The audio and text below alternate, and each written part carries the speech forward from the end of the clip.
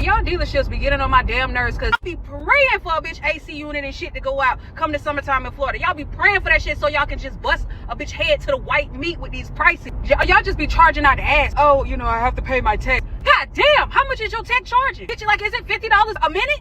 Shit is ridiculous. Y'all wonder why motherfuckers be driving around with tape tied up to one pipe and tied to the other. You go to somebody's house, AC unit, you see fucking duct tape wrapped around that bitch, putting their goddamn life at risk because they can't afford you.